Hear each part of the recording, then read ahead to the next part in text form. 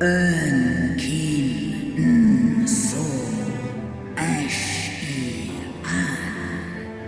esk snodo in aisto antal an in aisto antal afa snalask I ash an dran mira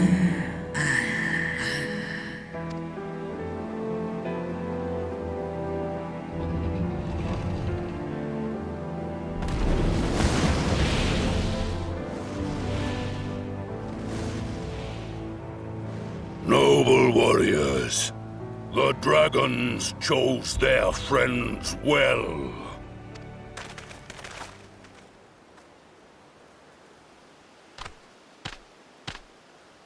Long have our peoples waged war, but no more. Your fallen lie beside our own. By our words and deeds shall we honor their sacrifice.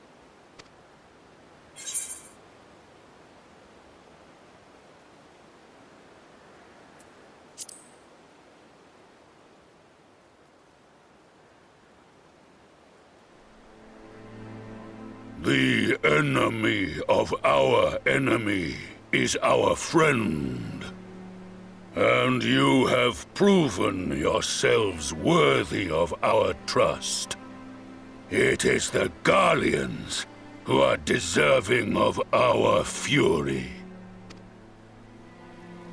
I shall see that my brethren learn the truth of this day, and rally as many as possible to the cause, till we meet again.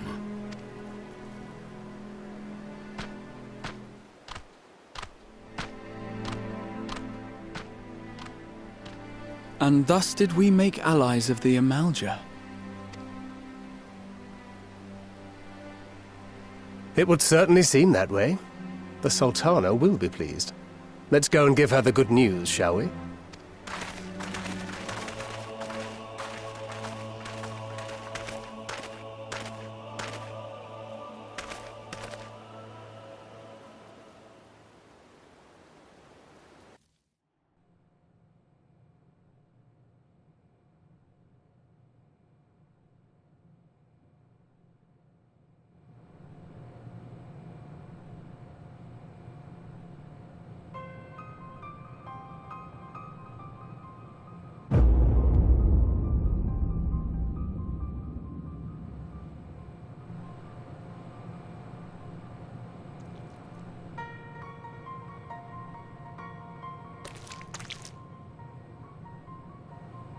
What in Ralga's name happened here?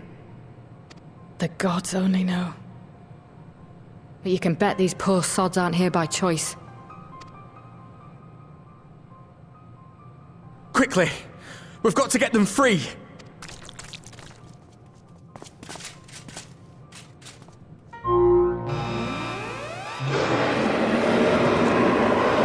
Get back!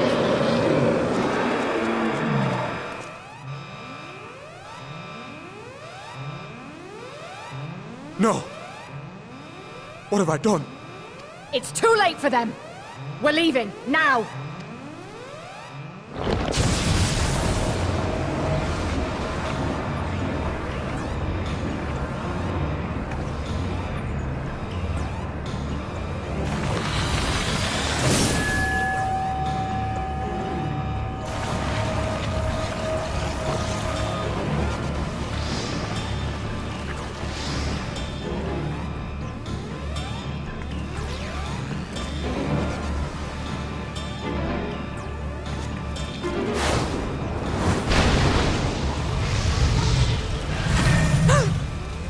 No! No! Don't you dare! We came together and we're leaving together!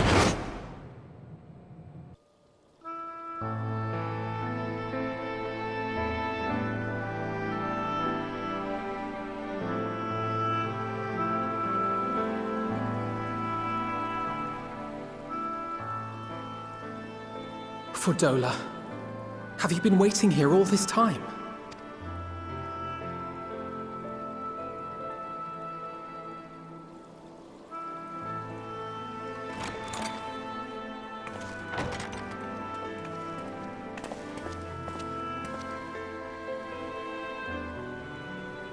We have done what we can.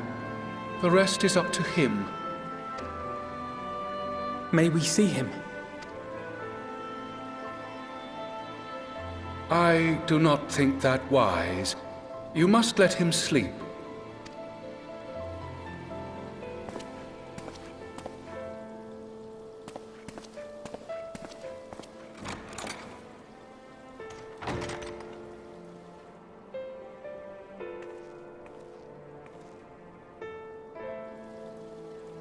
Thank you for bringing him back.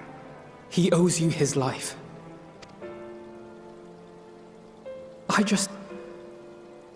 I just wish I had been there.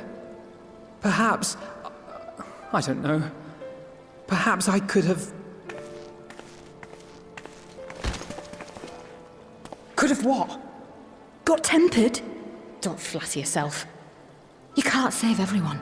No one can. Not even the warrior of bloody light.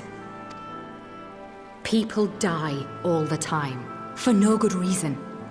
And those who take up the sword die quicker than most. If you're going to shed a tear every time a soldier falls on the battlefield, you'd best stay away. It's no place for the weak of heart. It may be that victory cannot be won without cost. But all life is precious, and I refuse to shrug at its loss.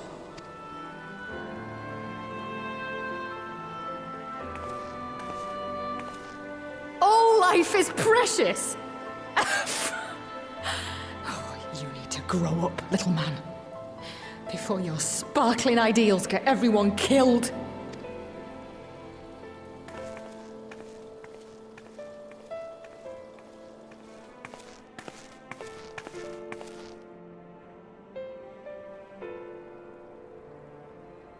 You're right. He is idealistic. But the world has more than its fair share of realists, like you and me. It's people like him who dare to dream that things could be better and make it happen against all the odds. They are the ones whose names live on forever. The heroes. The battlefield's littered with would-be heroes. At this rate, you'll lot'll be next. And what'll become of your precious dreams then? They'll be gone. Like dust on the wind.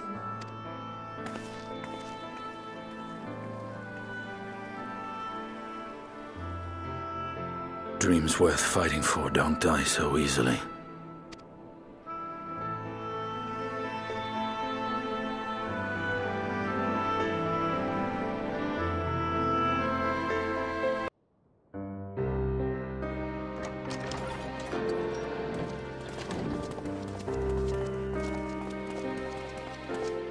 Your Grace, pray forgive us our lateness. Think not of that. I understand a close comrade of yours was wounded in the line of duty. Arenvold. It was at the Alliance's behest that he risked all, and we are grieved to hear of his condition. Rest assured, he will receive the finest care our chirurgeons can provide. On that you have my word. Now, we would share with you the findings of the mission. Pippin, pray relate to our guests the details of Fordola's account.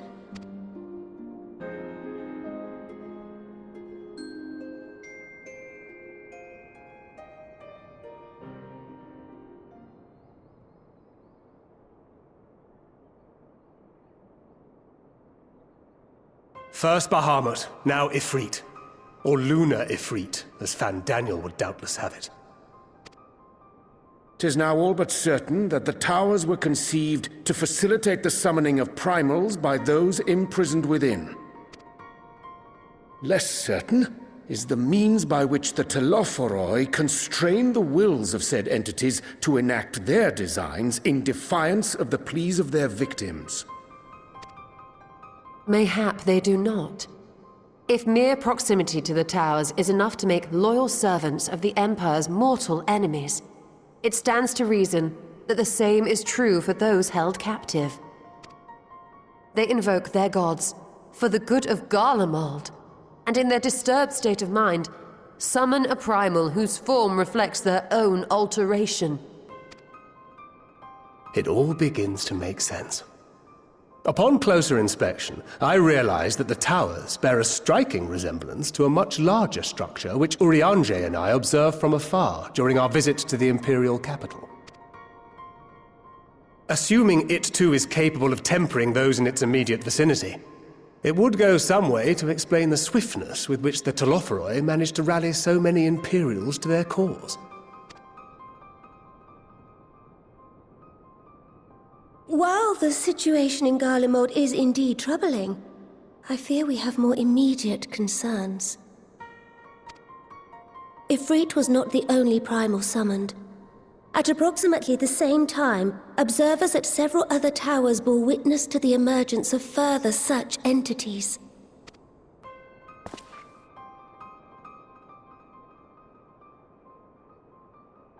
For a blessing, none appear to wield aught approaching the destructive power of Bahamut, and the Grand Companies are moving to deal with the threat even as we speak.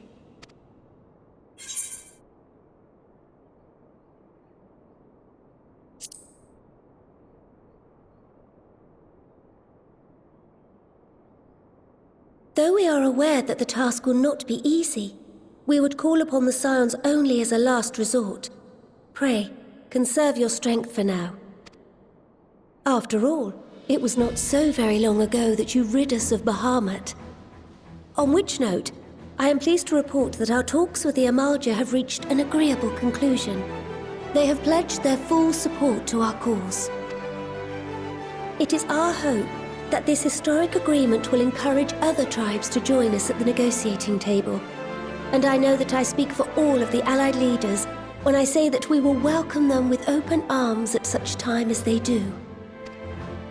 Of course, this was only made possible by the feats of heroism performed at Paglfan. Moreover, we shall not allow the sacrifices of those fallen in battle to have been made in vain. As hope leads to victory, shall victory lead to a new dawn for Eorzea. May these words ever be our guide, Your Grace.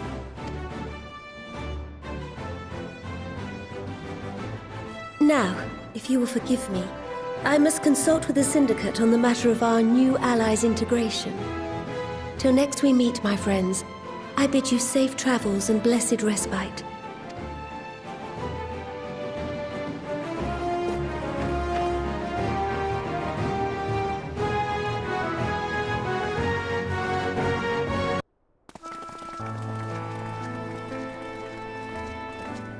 Welcome back.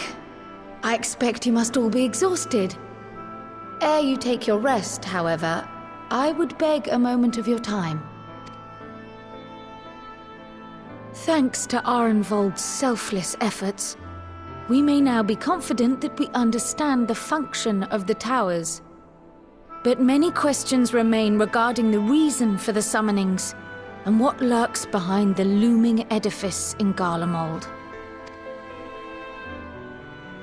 Until such questions are answered, we will struggle to devise an effective strategy for thwarting the Telophoroi's stated aim. Nothing less than the destruction of this star. And so, given the gravity of the situation, I move that we petition the aid of Sharlayan. 'Tis possible the ancient knowledge preserved within our archives may hide a clue to our enemy's methods. But given Sharlayan's established policy of non-intervention, our former colleagues are not like to aid us in its discovery. Oh, I well remember what they're like. The Forum's barefaced refusal to assist you in the days prior to the calamity must rank as Sharlayan's most shameful act since the Exodus. But were the final days to be reenacted, it would spell doom for us all. Surely even they cannot turn a blind eye to that. I trust we are all of the same mind on this matter. Urgent as it seemed, I took the liberty of petitioning the Alliance for leave to act as Eorzea's emissary, and have since received their blessing. I presume your role as a student of Baldessian will carry some weight with the Forum? One can but hope. If truth be told, our organization has been a shadow of its former self ever since the disappearance of the Isle of Val. But the name does still retain some degree of prestige. I only pray it will be enough. If there are no objections, I shall depart for Sharlayan at once. But before I do, I should also mention the other matter to which I would devote some time during my stay. After hearing what transpired in the first, I began to question the true nature of Hydaelyn's blessing. A topic I have discussed at some length with Y'shtola. We were wondering, when was the last time Hydaelyn spoke to you directly?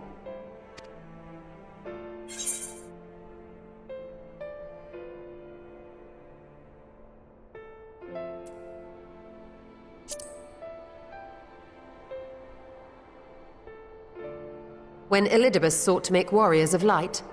That was the voice which calls constantly to all who might hear it. I spoke of direct communication, when Hydaelyn communed solely with you. A far rarer occurrence. History shows us that Hydaelyn is able to awaken the echo in her chosen, convey her will directly, and grant the blessing of light. To our knowledge, however, she has not sought to intervene in man's affairs for some considerable time. Might not the explanation for that lie with her choice of champion? Mayhap she is content to trust in his judgment. Mayhap she is. But following my initial discussion with Kryl, I made inquiries of my own. And as far as I am able to tell, Hydaelyn has not made her will known to anyone. During my time in the First, the Oracle of Light spoke to me through Reen. But that was not the will of Hydaelyn. It was Minfilia herself. Indeed. And while she and Hydaelyn were inextricably linked, Minfilia yet acted of her own volition. A messenger, yes, but one who spoke with her own voice. I wonder, could Hydaelyn's silence suggest the presence of some disruptive force, perhaps? Some obstacle to communication? While I share Urianger's high opinion of your conduct, I see no reason why she would deny you her guidance altogether. Then again, who am I to say? The fact is, we simply don't know. But if the explanation is to be found anywhere, I can think of worse places to look than the archives of Sharlayan, and their research on the Ethereal Sea in particular.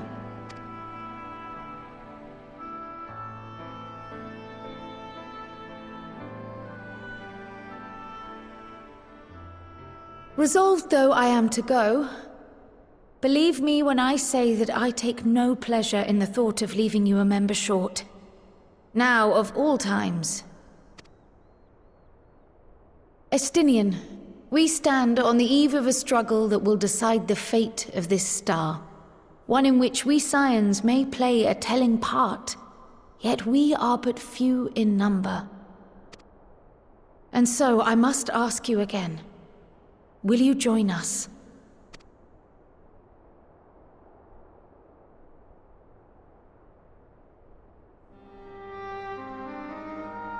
You see the world the way you want it to be. I see the world the way it is. You are idealistic to a fault. But I know you would never turn your back on those in need. Never close your eyes to their suffering. And somehow, your deeds lend truth to your words, giving the lie to my doubts in so doing.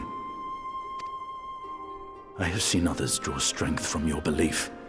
In Ishgard, in Alamigo. You inspired them to stand up and fight. To win, no less. And even when you lost those you held dear, you carried their spirit with you and made their memory your guiding light.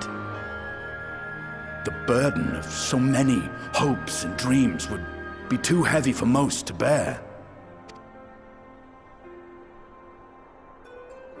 But you bear it willingly, as you have shown me. Some dreams are too important to let go. If you have need of my strength, it's yours. After all you've done, how could I refuse? Thank you, Estinian. Whatever challenges await us, I shall not falter. You have my word.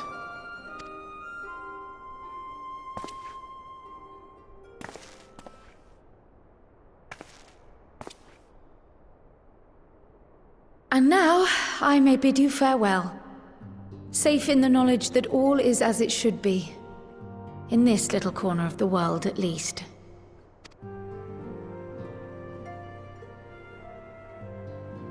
You will be sorely missed. Tread warily in Sharlayan, and do try not to let the Forum embroil you in their politics. A forlorn hope, I know, given the individuals involved. I shall do my very best. Farewell.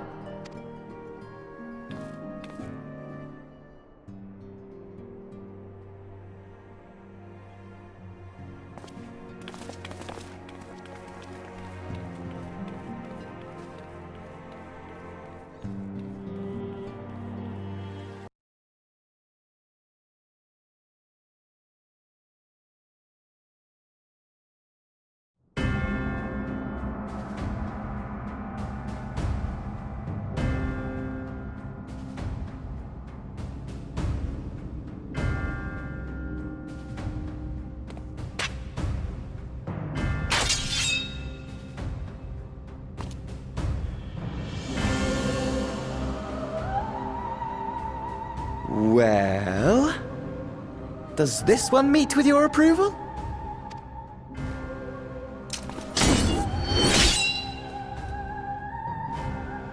Apparently not. Or could it be that you're still upset about the dragons? You are unwise to remind me of so costly a failure.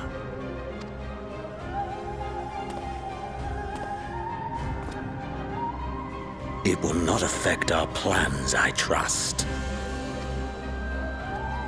Oh, hardly at all. Though, admittedly, the chances of us being able to procure any more Mericidian dragons are rather slimmer following Tiamat's reappearance. Oh, but the seeds have been sown, my lord! We have only to wait for them to quicken! Speaking of preparations, is it safe to assume that you will be ready to control you-know-what? The hour draws nigh. This nation, forged for Ascian ends, will finally prove its worth. A mighty empire, now no more than an instrument of this star's destruction. What a pleasure it will be to put it to use. Which brings me back to our earlier topic. My lord, while I appreciate that it is not an easy decision, it really is past time you chose your weapon. There is one that I have been meaning to test.